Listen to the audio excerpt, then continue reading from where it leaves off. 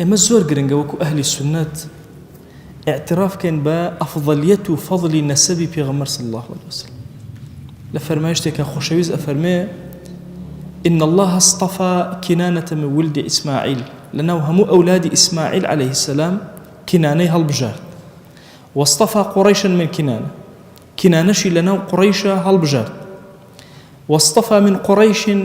بني هاشم لقريشش بنو هاشمي هالبجار،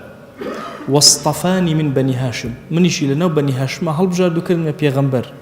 إمام مسلم الرواياتي كل وربك يخلق ما يشاء ويختار،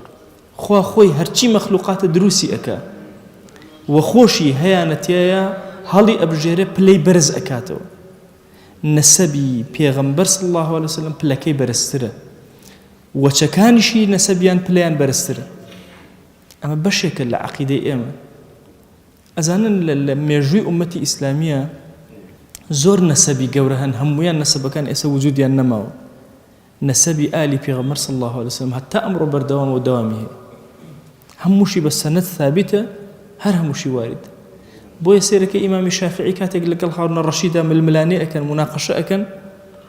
كاتك برسالي لي أكا هارون الرشيد تو كيت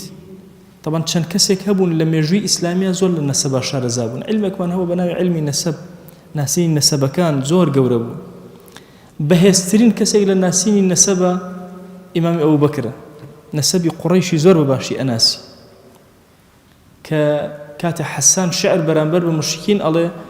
پیغمبر صلى الله عليه وسلم بإمام أبو بكر الله برو نسبي مني بود جيا كره والنبادا للشعر كان هجوم كاتسر نسبي منيش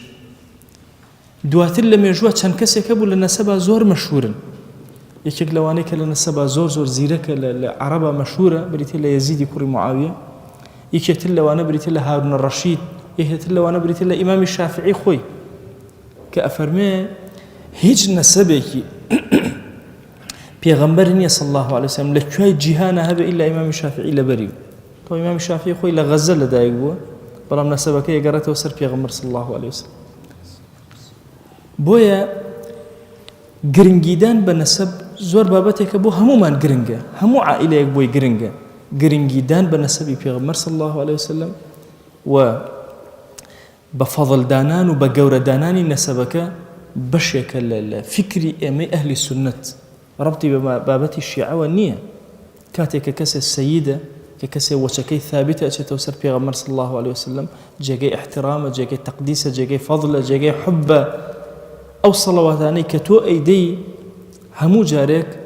كالي آل محمد بشكيكي أم صلاة ورحمتي كتو ناردو تبر آل پیغمبر صلى الله عليه وسلم أكيو حتى الروجي قيامت شو وشكاني خوشويز نابرته وتا روجي قيامت لسر زوية أميك